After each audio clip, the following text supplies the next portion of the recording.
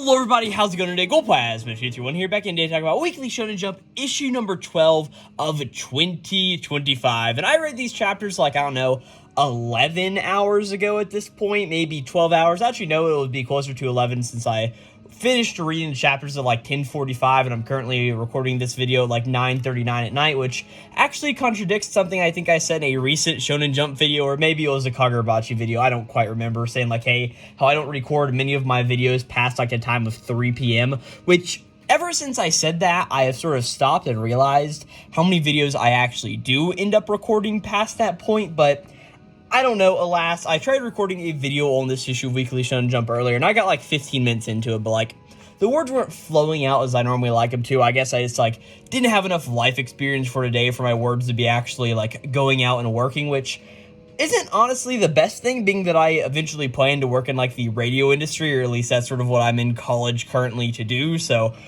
who knows? I don't know. I'm just sitting here rambling about good old Weekly Shonen Jump, like I said, this time issue number 12 of 2025. And honestly, we've got a bunch of really cool stuff going on in Jump this week. Of course, we have 14 series to talk about. I'm not going to really read through all the names, but you can like see what they are there. And as I talk about them in the video, you can be like, oh yeah, Sidcraft is the abbreviation SID. Makes sense. Or SOB. It's not what you're thinking of, and it's definitely not what my roommate definitely looked over at me like, SOB, do you know what I think you mean? No, it's Star of Beethoven. I don't know what you could ever be talking about, you little son of a biscuit. But, yeah, with all, my roommate's also crackling over there. I don't know if he's doing it just to put on a show for me, or I honestly can't tell, and I want to ask him, but I also don't particularly. You know, I want to ask him real quick, and we're going to cut this out. Okay, apparently he just, like, laughed himself to sleep. I don't know, but what. You hear his laugh back there. It's fine. All right. Like I said, today we're going to be talking about Weekly Shonen Jump issue number 12 of 2025. Like I said it like 8 times, but hey, alas. Really good issue of Jump this week. Like I said, 12 chapters to talk about. If you guys don't know how this series works, of course, I'll be going through reading or talking about all 14 of these chapters, rambling about them, and then picking out my favorite chapter of the week and my least favorite chapter of the week, and ranking all of the other chapters on all of these spaces in between there, of course, from 2 to 13 this week, along with the best and worst chapter of the week. And I will also be picking out who is my favorite character that was shown up in manga this week. And honestly, we just have a lot of really cool chapters. Of course, this is Witch Watch's anniversary issue for 5 years in Weekly Shonen Jump, which is like absolutely crazy to me. Like, the thing, like, man, I've been reading not only like Weekly Shonen Jump regularly now for 4 years, meaning that I really started reading it regularly week to week with a decent amount of series whenever, what was the series called? The Elusive Samurai started, which is still also running and just recently celebrated its 4-year anniversary. Now to be like, man, Witch Watch by my favorite author of all time, like, man, it is now 4 years in. It's just really crazy to think about, but hey. So yeah, I followed that out the way I say without any more further ado before I start rambling about more stuff. I say let's go and sit down and talk about some manga. Of course, starting off with Kagurabachi. I think this is chapter number 68 of the series, if I'm not mistaken. Of course, I do my bigger Kagurabachi chapter reviews like I sort of mentioned earlier in the video. So I have had a lot of time not only think about this chapter, but also I read it like a week before I read any of these other chapters, being that I am recording this video like a week late in general. But alas, we had a very good chapter of Kagurabachi this week, pretty much all about Chihiro going through and talking with Iori, and Iori really coming to terms with, hey, maybe I do want to go back to my previous life, but at the same time, I've got this hole in my heart from my father maybe not also letting me do all that various stuff. And of course, we saw that Chihiro and Hirohiko had met up in the elevator bay, and Hirohiko has this really cool moment of like, hey, thank you for being bored, Samura's weakness. Is like, the two of them start to fight. Chihiro and Hirohiko end up going into the elevator and like diving down to the ground floor in a little bit of a battle. We get really more introduced to this guy who's like, man, these people have like some crazy potential, along with this key that of course the Masumi needs to be able to unlock the lantern to give Iori her life back.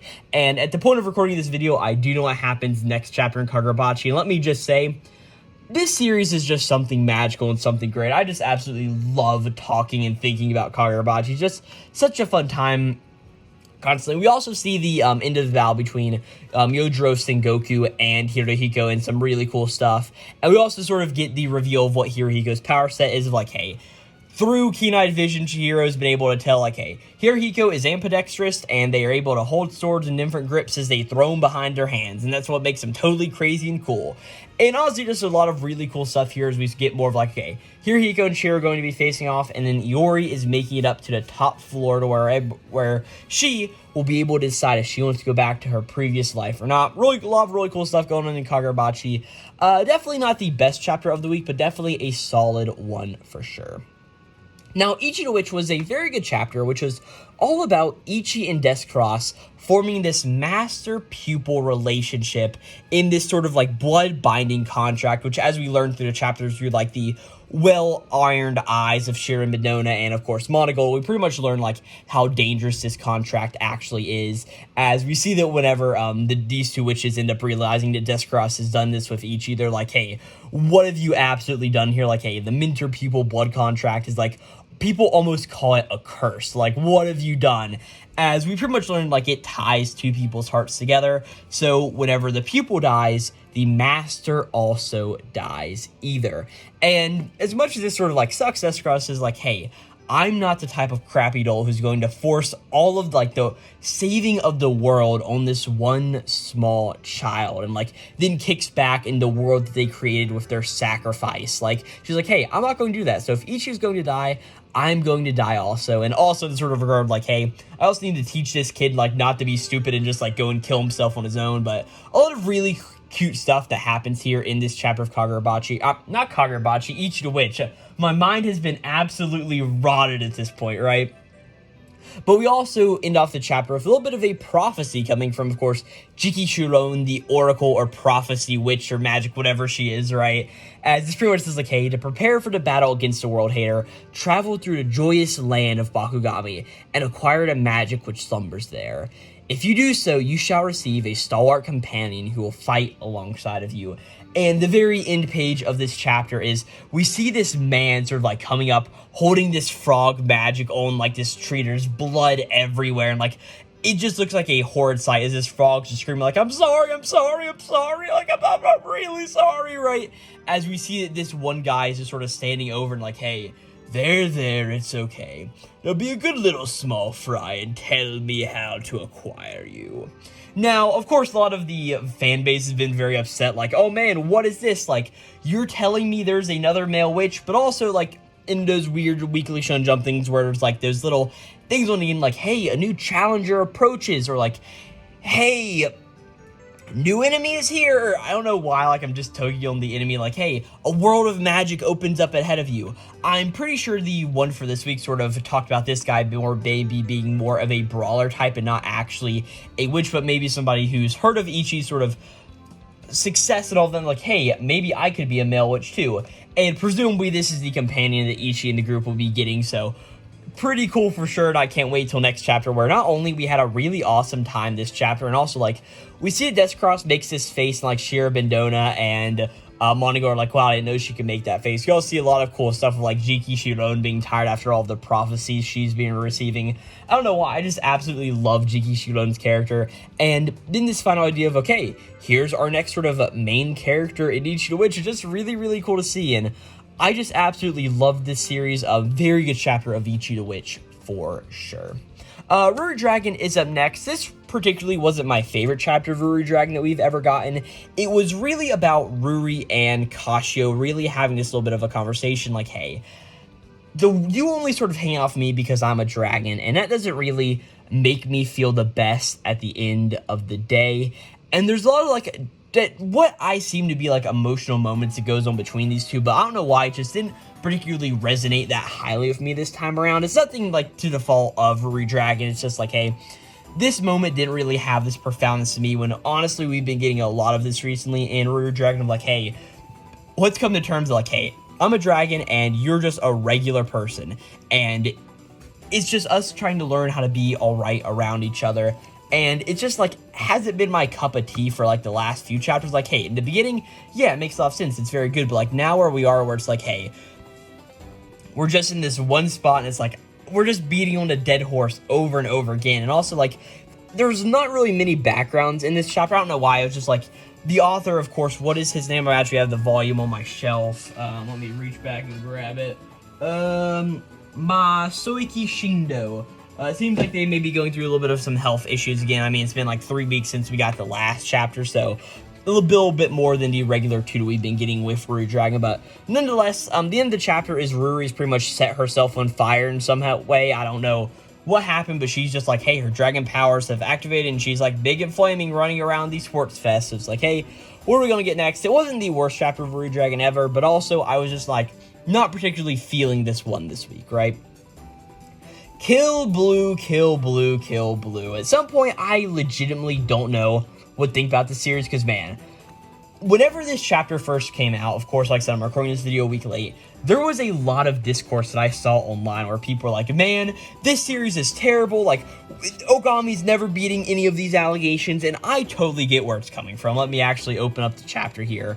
But we have this moment where Ogami comes through, and Norin sees all of the situation going on here. She sees that Ogami is standing over Principal Oka, gun in Ogami's hand, pointing it at Principal Oka, and is like, hey, what is going on here? And Ogami ends up explaining all of it to her, like, hey, this is a situation I'm not particularly feel like going through all of that, but if you guys want to know, you guys can read the chapter if you're not already caught up with Kill Blue.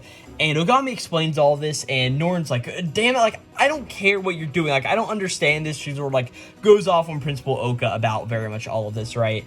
And Ogami for one says, like, hey, I was just protecting you from all of this for a time being, since I sort of knew what was going on. And Norin has this little bit of a deeply emotional moment where she just comes over and says, like, hey, you can't just putting yourself on the line, like, you can't keep putting yourself on the line in danger like you have been doing for me all this time. Like, hey, it makes me feel the same way when Shin got all beat up in the last challenge. Like, I absolutely hate it, right? Like, the Mitsuoka challenges, the secrets inside of me, like, I don't want the people I care about getting hurt over them. Never again. And Ogami eventually has this moment where he's like, okay then, let's get married, me and you. Like, not as some plot, I want you to be my fiance for real this time, right? And of course, Nakoda, Oga, or Principal Oka, and Norin are all like, what in the world? Because of course, everybody knows, like, hey, Ogami is this middle-aged guy who, through the Norin Pharmaceuticals, all of the various stuff has been turned into this childlike guy, right? And Oka's like, hey, what are you actually talking about? And Ogami eventually explains himself like, hey, really, really bad wording on my part, but hey, this is the one way I can think to do it. I want to become your husband. That way I can get and take over control of Mitsuoka Pharmaceuticals and then burn it to the ground from the inside out, which is honestly a really cool idea. I sort of like this, like, hey, to stop all of this from ended up happening, stop all of the various unicorn plot and stuff going on, just go to Norin Pharmaceuticals, take it on from the inside, and deal with it that way. I honestly think it's a really cool idea. But just the way that it's phrased through this chapter and how Ogami acts sort of in some of these times, like, I like Ogami because he is a very emotionally mature character and realizes everything that's going on here, and understands sort of his role in the greater understanding of all of this. And this chapter sort of goes to be like, you know about that? Maybe not, but Ogami still knows what he's doing. So it's like this weird middle ground of like, I understand what the, of course, the artists and all of the various stuff of this, who is it? Yeah, Tadatoshi Fujimaki. I understand what they're going for, but at the same time, I'm not like sitting here being like, man, I absolutely love this at the same time. So, really, Kill Blue at the end of the day, it definitely was going to be one of the worst chapters this week, but also, it wasn't the worst overall. So, I mean, what can I really sit down and say about it more than that, right? Next up is Sidcraft Love is a Mystery. Pretty simple chapter this week. It is all about Elio. It's an Elio chapter. I mean, we're getting to that point where I can be like, okay, we're getting into a harem series. You know what that means? Each girl is going to be the main focus of a chapter, and this time we got an Elio chapter. It's all about pretty much Elio's third identity that we have not known of to this point. Apparently, on top of being, of course, Sid Craft's assistant, Elio Evelyn, they're also Levine Ovalile, or whatever the hell their name is, being the famous author that writes all of the romance novels that Sid loves to read. And this chapter, we learn that she's also from a noble family known as the Evelyn family, which makes a whole lot of sense.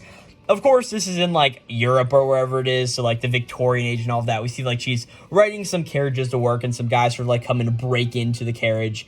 And because of that, she wants to save whoever carriage this was and, like, take all of these evildoers out.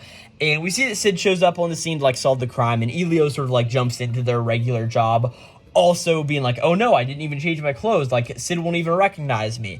And then like she works really well, and like eventually there's a whole thing where Sid's like, hey, you're almost as good as my assistant, and Elio's like, oh, your assistant? Who's your assistant? And Sid says a lot of really flattering things about Elio. It's a fine enough time, and at the very end of the chapter, it's sort of this thing where like, hey, Sid maybe does recognize Elio from all the way back in the day whenever Elio got sort of kidnapped and got that crime blamed on him, and that is why they currently work for Sid. And it's honestly like a nice little deep heart-wrenching thing, but like at the end of the day, it's still just a Joe Carib chapter with, hey, this time we got Elio and Sid doing romantic comedy stuff, right? But at the very end of the day, it was fun. We see this really cool shot of like a horse jumping over a carriage like off of roofs of buildings, which is like, I don't think that's happening, but still, it was a pretty good chapter of Sid Craft, but definitely ranking toward the bottom as I just put it there, right?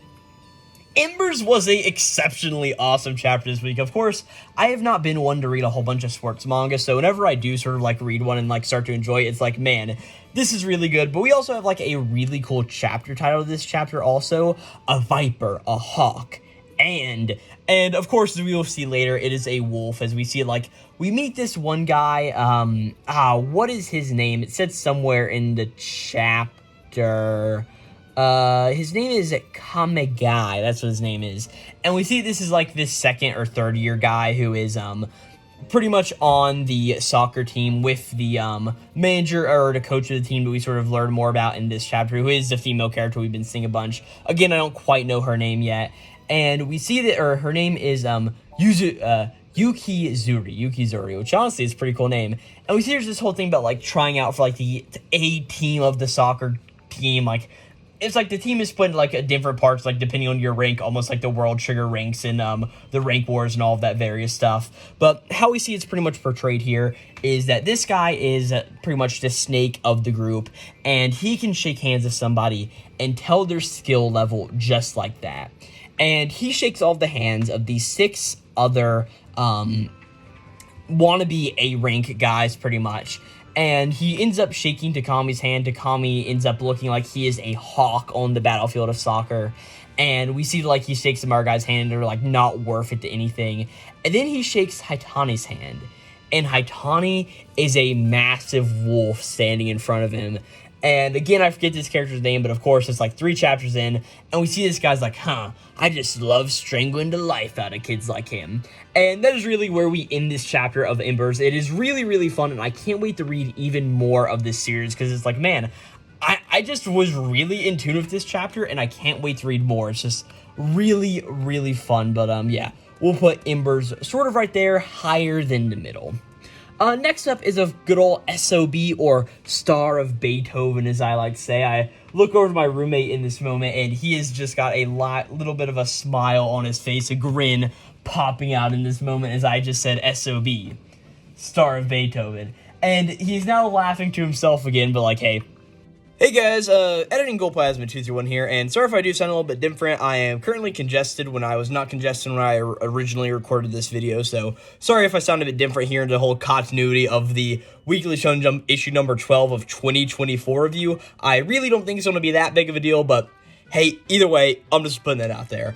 Now, while I was going through the process of editing this video, making the thumbnail for it, I sort of came to a little bit of a realization that, oops, I accidentally read Chapter 3 of Star of Beethoven instead of Chapter 2, which was the chapter that came out in issue number 12 of 2025.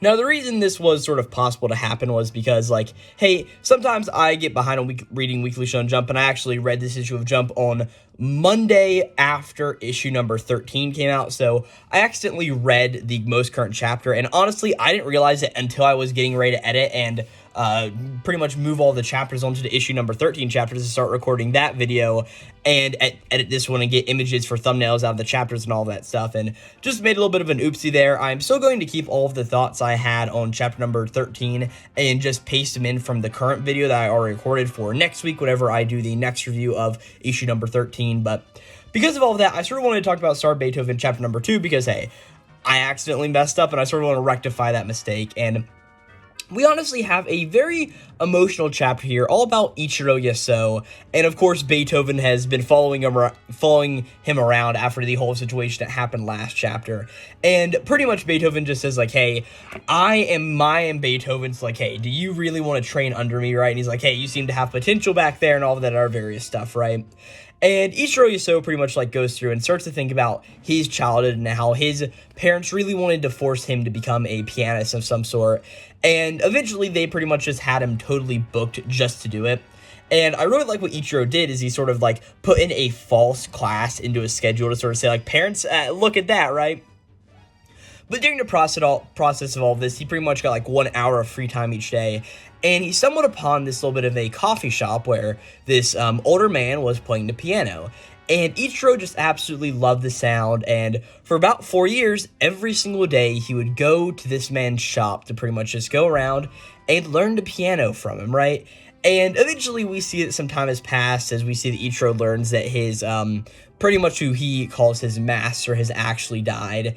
And we see that one of the people who's actually been teaching Ichiro just like says whenever Ichiro is playing in that final performance, like, hey, it's like he's playing something that he's trying frantically not to forget. We also see the person who he lost to in that big piano match that's been referenced a lot. This guy's name is Claude Sakami. He was the winner, and second place was Ichiro Yasuo. And pretty much the end of the chapter is Beethoven pretty much just saying, like, hey, Ichiro Yasuo, like, hey, become my pupil pretty much, and I'll tell you all of this various stuff, right? And Ichiro is pretty much like, hey, well, to do all of this, I need to go back to my school. And the final narration is just like, hey, what must be done to discover the star hidden within after the passing of 200 years will bring a life's work to a final, meaningful end.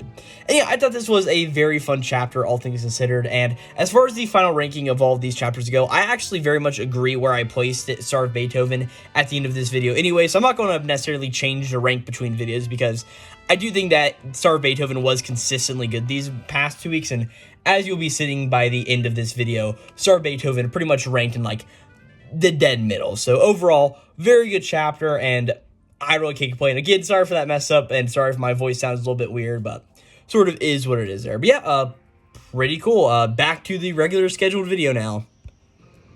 Next up is Astro Royale, and really this chapter is just about, hey, Hibaru is going on, and he is facing off against his good old brother, Tiara. We see like a little bit of a flashback where they both tried to go save some child and now they're fighting each other. We see that Tiara's ability is called Vortex Whip, transform his katana into a whip. Wow, that's absolutely crazy. And oh no, you can't dodge it. But oh no, it's like Hibaru's arm cannot be cut by weapons. That's crazy. But oh no, it's still like falling on his face and cutting him. And it's really just these two sort of just going back and fighting each other. Tiara gets the crap beat out of him pretty much. And then we see that Hyohiko's sister, Tsukushi, is being held up by her neck and like almost looking to be strangled to death if Tiara doesn't win. But what is Hibaru going to do now? It's like, I don't know. This chapter was mediocre as can be. I really want to try to love this series. I really like Tokyo Revengers. I like Kinwakui's works in general, but like, I just do not feel anything while reading this series. Like, I'm reading it as an obligation, and that's simply it.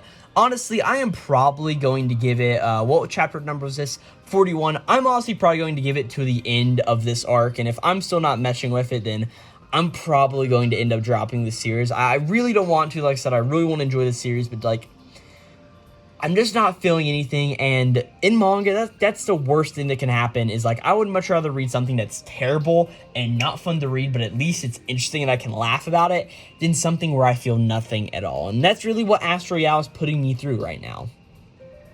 Hematin is up next, and honestly, I found it really funny as I was first reading this chapter, so I sort of was reading a few pages, and I'm like, oh, I didn't read the chapter title, and I went back and read it, and this chapter is titled Honoten, because of course it's about Hanoka. Ha ha ha, it's really, really funny. But pretty much we see that Iomori has gone over to Kanai's house to go and do some cleaning and various stuff.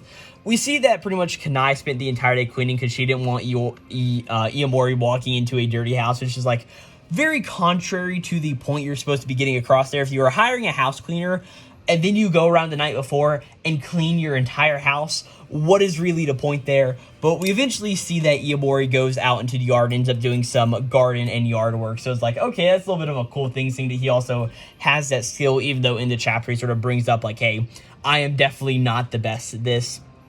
But we just have these really cute moments between these two. Iomori ends up cooking for the family, and at the very end of the chapter, Hanoka's like, hey, since you're done with all the house cleaning work, do you want to come to my room? And Iomori walks back there, and oh man, he's in Kanai's room, and Kanai has to bring out the line, oh man, this is the first time I've ever had a boy in my room. And Iomori's sitting there like, whoa, what's going on here, being all nervous and all that our various stuff. And then Hanoka ends up sort of explaining why she invited Iomori back here, or Kanai, whatever you want to call her. Her name's Hanoka Kanai. It's like, however you want to word all of that stuff, right? As she pretty much shows her him on her computer, like, hey, there's these summer course that's accepting enrollments, and it's a course that she currently goes to. And if Iomori wants to go to a cram school with her, she can pretty much refer him instead of making him pay the course for it. And Iomori's like, oh yeah, that'd be really, really nice. And the end of the chapter is the two of them sort of just like both walking away, like Kana walking into her house, or Kanai walking into her house, and Iomori walking through, and they're just thinking like, hey, I'm looking forward to summer break. And it's just like a really, really cute moment between these two. Definitely, it was a lot of the rom-com aspects of like, oh man, it's supposed to get your heart all flutter. And it's like, I wasn't the biggest fan of that, but still, it was a decently good chapter of Himaten. Nothing really exceptional, but nothing also like absolutely terrible at the same time.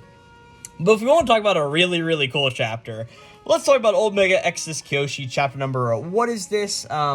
It's a chapter, chapter number 32. I don't know, I normally don't talk about chapter numbers on the show, but like, hey, it is what it is.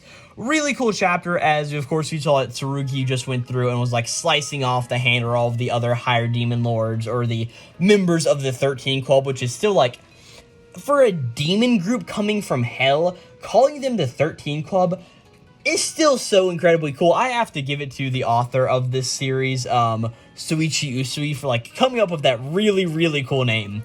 But then we see that, that the weakest demon who is fighting all of the various guy who made like the various obvious puns of like, hey, a shield is unbreakable until it breaks, all of that various stuff. We see that he goes and starts to punch a lot of guys, as we eventually see that the one of the other cross paladins, Kyoka, appears, and she pretty much puts a stop to this and literally uppercuts this demon's head off. Whenever I first read this chapter, I was like, oh man, she gave him an uppercut.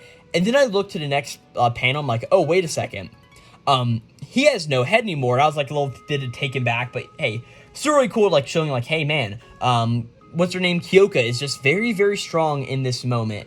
And then we see a bunch of the other battles that seem to be started, as we see that the demon with the sort of like, the female demon with the eye patch sort of like, or the Gojo eye band, what are those things called? Blindfolds. I love not knowing words. We see that the demon who has a blindfold ends up coming down, and looks like that those two are going to be facing off in this moment. We then see the demon lord. He says his name somewhere in this chapter. Oh yeah, Baku Yuraku is coming down, and he's going to fight Yoko Ono. Yes, a character in this series. I'm now looking over to my roommate, and of course, being that he is a massive music guy, he is very much laughing. But yes, no, this character's name is Yoko Ono. He is shaking his head and then just made a slip motion across his throat. So, and now he's laughing even harder because I'm repeating all of this stuff on recording. So I'm actually going to stop and start talking about more Ultimate Exodus Kyoshi.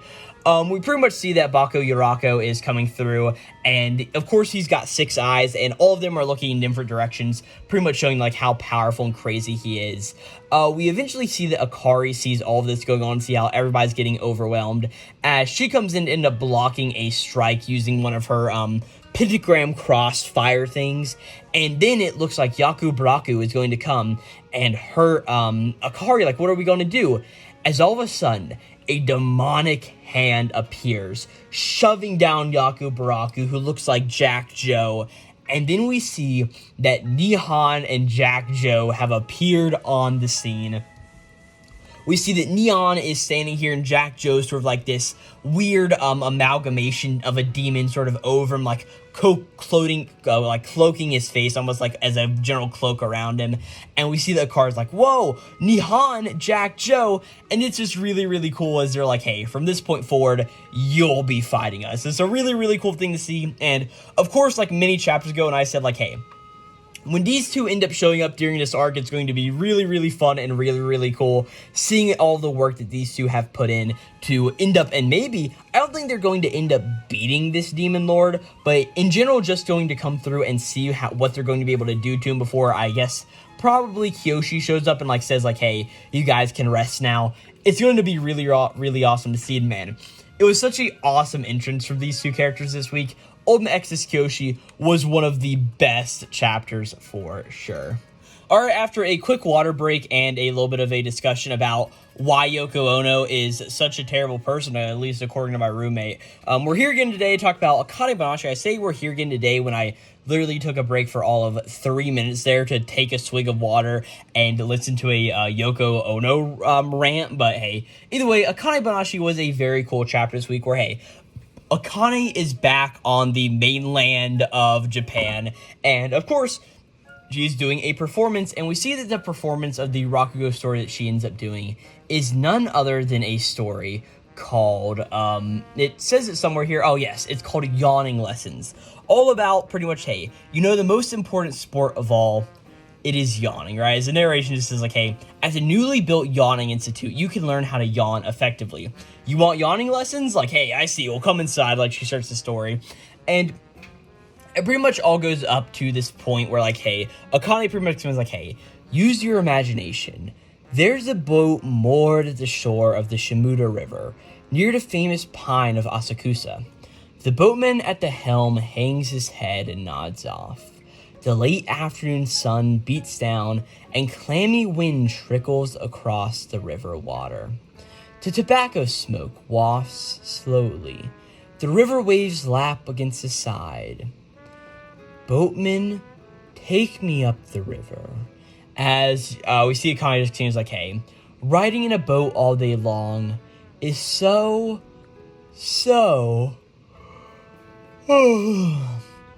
As we see that everybody else in the Rakugo area starts to yawn also. And like we see that what is his name? Tyson ends up like sort of catching himself like, oh crap, like I almost yawned too.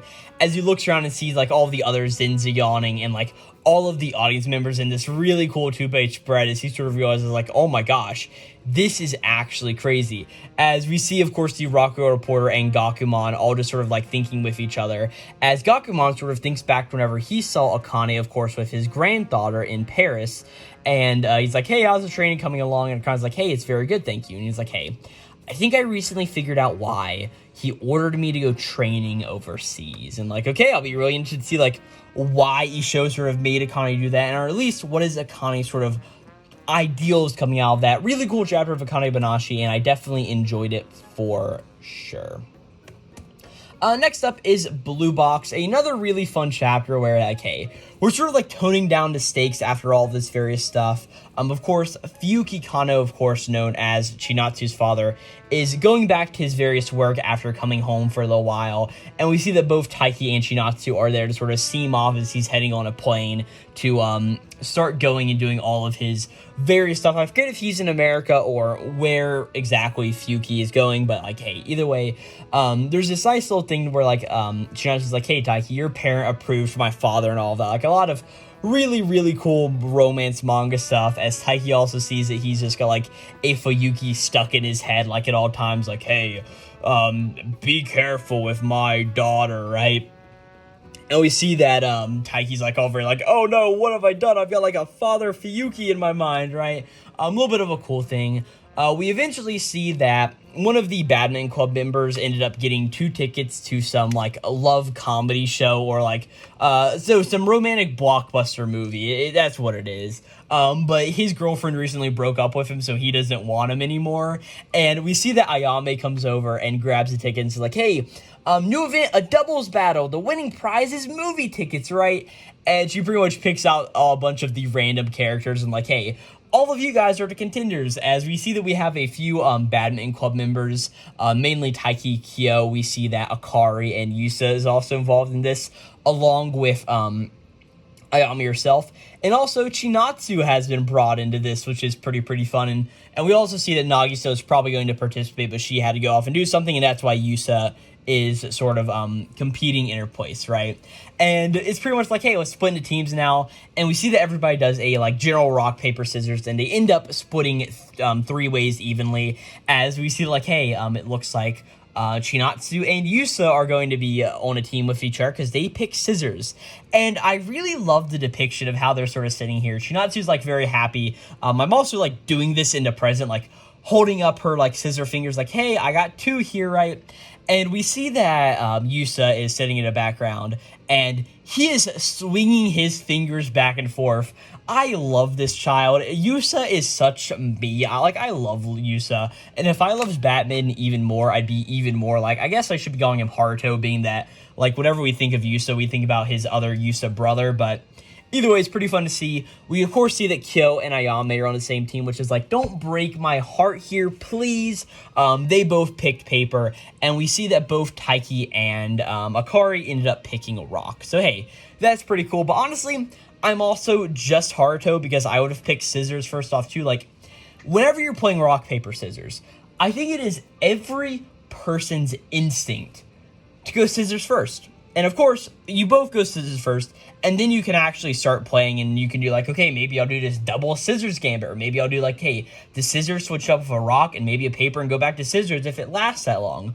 Or you can just be the evil guy and go rock, paper, scissors, shoot, and pull out the rock and just make your opponent cry. But at the end of the day, I just really like how Yusa is portrayed, how Haruto is portrayed in this chapter, as we pretty much see that, like, Ayame says, like, hey, Taiki and Akari's team, like, hey, you guys are both, like, on the badminton team and both very good. Both of you need to play with your left hand, which is like, come on here, right? And we see that Haruto's like, man, this is a great opportunity to go and actually end up beating Taiki in this moment, right? And we pretty much see that they all start to play a little bit of badminton. We see that Chinatsu's not necessarily great, as there's a little bit of like conversation between everybody. We pretty much understand that Ayame is like, hey, I just really want to have Chinatsu having a memory of playing against Taiki in badminton, because like, hey, I know that it's just a memory that those two will treasure for the rest of their lives. And we see that Akari is sort of like, man, Chinatsu's so lucky to have such a cool as a boyfriend as Taiki, pretty much. And pretty much she says like, hey, if I end up winning, I'll give the tickets to you, Taiki. And Taiki's like, hey, actually, she's got her basketball championship on the night of Christmas, so we can't actually see that movie, which is like, what's going on here? And then, of course, being that Kyo is playing with Ayame, and of course, Kyo has a massive crush on Ayame, or not really a crush, as we have seen how Kyo talks about it before. We see that it's very much affecting Kyo because, yes, of course, he did not ask out Ayame in time, so she ended up going out with somebody else. It's like, oh man, what's all that various stuff there? But I know I rambled about Blue Box for a while, but it was just simply like a really fun and a really good chapter. I definitely enjoyed it for sure. The Elusive Samurai was like, it was fine. It's our intermission chapter. A bunch of various Japanese history stuff is going on. And really the whole crux of this chapter is Tokuyuki's like, hey, Mima, Shizuku, and Ayako, I know we are living in the 13th century, and because of that, all 3 of you are my wives. And he's pretty much like, hey, I've come to the terms like, hey, I love all of you equally, and even if I don't get the various Hojo power back, which I'm pretty sure is what has actually happened in history, and of course, this is a historical fiction manga, so it needs to sort of like stay up with all of that. Throughout all of this various stuff, Tokuyuki's like, hey, I'm going to marry all 3 of you. And we see the whole thing at the end of the chapters. The reason he knew why they were coming last time is because Natsu sort of informed everybody. And we see the very end of the chapters, all of the girls sort of like pitting Tokuyuki down, presumably getting ready to do some not safe for manga things to him. And we pretty much see that like everybody's having to hold Gimba down. Like we see that's Kojiro, Shizuku, not Kojiro. Yeah, Kojiro, Shima, or Shina, whatever her name is, Natsu, and they're all having to hold down Gimba from going out to see what's going on. It's actually a little bit of a funny visual, but like, hey, I sort of wish we got to see more of these other characters and not just Tokiyuki and his now 3 wives in this moment, but hey, alas, it is perfectly fine. The Elusive Samurai, though, is definitely ranking towards the bottom. And then we get the Crown Jewel chapter this week that was none other than Witch Watch. Oh no, I have just like deleted 4 tabs in a row. What am I ever going to do? Let me open back up Weekly Shonen Jump. I don't know my spreadsheet. I don't know what keybinds I pressed there, but they obviously were not the right ones. I think I pressed Control W maybe, and I don't know.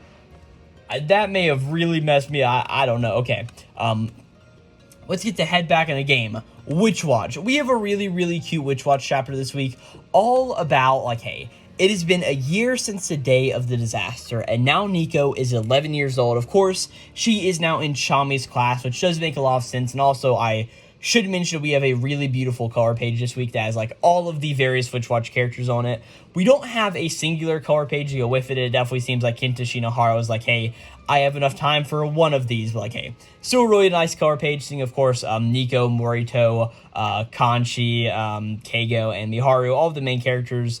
We see Momochi there, too. We see the teacher and student manga artist duo. We see Nemo, we see Cone, we see Fran, we see Jekyll, we see, of course, me and Slump. And also, I never thought that Slump was blue.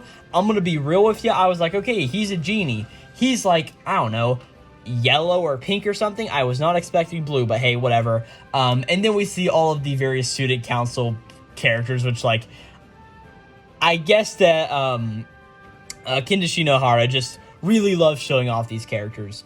But this whole chapter is really about Nico being very, very embarrassed, being like, hey, Morito, like, hey, I know you want to go and do your things while we're at the mall, but like, hey, I am honestly getting older, and I don't want to be holding your hand and all this stuff at this various times, right?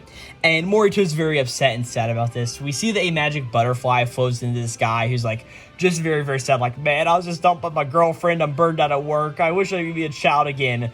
Oh, look at that. He gets the Childum spell and turns all of the main cast into children, as we see, like, hey, now Nico has to come through and he has to deal with a child Bon, a child Morito, a child Keigo, a child Miharu, and a child Kanchi. And it's really just a 11-year-old Nico sort of having to learn about all of this and just see how all of these characters are sort of going and interacting with each other, and pretty much see, like, hey, this is how I am, and I understand how hard of a responsibility it is to actually go through and take care of a child, like, of course, Morito has been doing for me. And it's this really beautiful moment where, oh no, Nico starts to fall down the stairs, but a little Morito comes to save her. And she's like, hey, I mean, you're so passive, but I forgot that even at that age, you were still super strong. And Morito just says, like, hey, I'm too strong. If I play with others, I could accidentally hurt them. And Nico has some really, really nice words being like, hey, Moi, someday you'll use that strength of yours to protect other people. And it is really, really nice just to see Nico understanding this, of course, in her young self, like, hey, and giving this really nice and heartfelt message to a young Morito. It's just a really, really nice and heartwarming thing. And then eventually Nico apologizes, saying like, hey, Morito, I'm sorry about all of this various stuff. And eventually Morito sort of like sticks out his hand to hold her hand again, and he's like, oh, hey, my bad, sorry, bad habit. You said you don't want to hold hands, and I totally understand that, right? And we see that Nico is like very much coming to terms with like, hey, she's becoming her old self again and really understanding what a great person Morito is. And just a very, very good chapter, anniversary chapter of Witch Watch. I enjoyed this chapter for sure. And with all that out of the way, that's me rambling about all of these chapters. So now it's time to sit down and actually go through and rank all of these chapters from worst to best.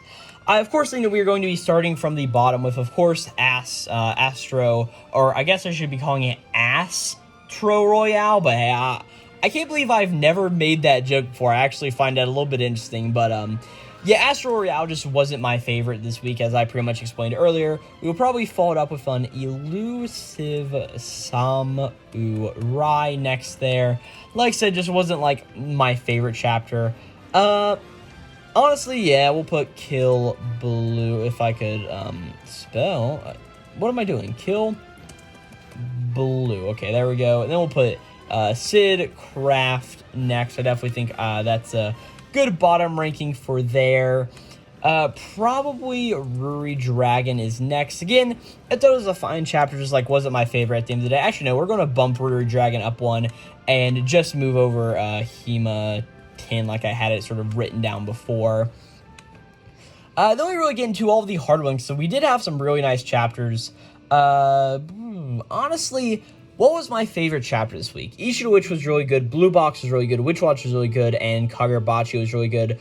Along with Embers and all these others, I definitely think, yeah, Star of, and how do I spell Beethoven again? Let me just copy it over.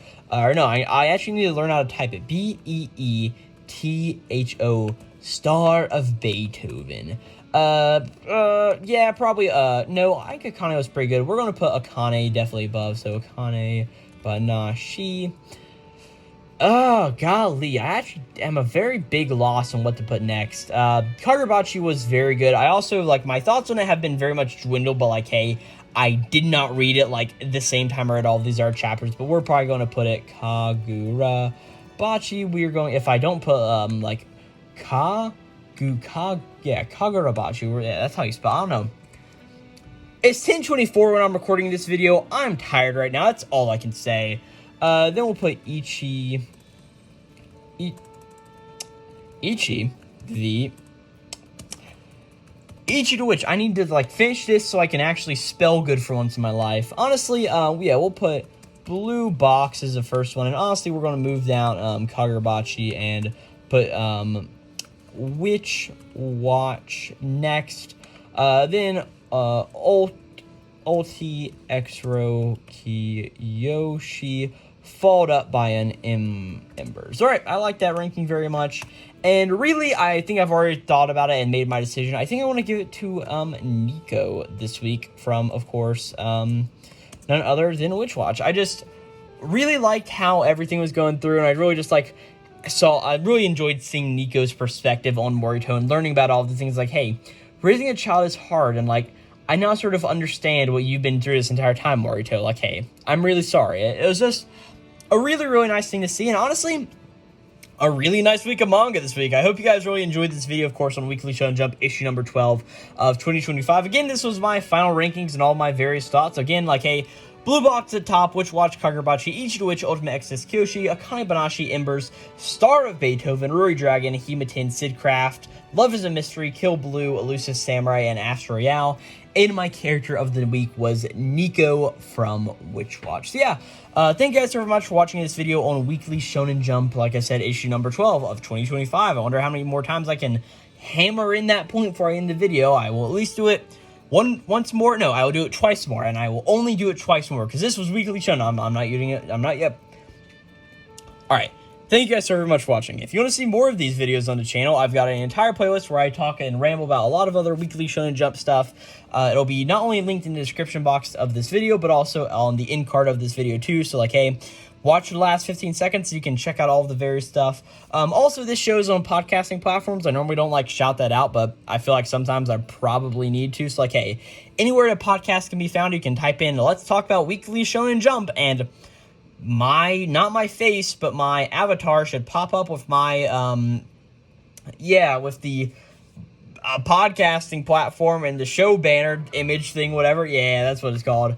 And see it there. Like I said, I love talking about Shonen Jump, so all of that good stuff there. Yeah, without any further ado, thank you guys so much for watching this again. Of course, this is Weekly Shonen Jump, issue number 12 of 2025. And yeah, I'll catch you guys next time for issue number 13 of 2025. Until then, thank you guys so much for watching, and I'll catch you guys next time. This is Glowplasma 231 with a botched ending, signing out.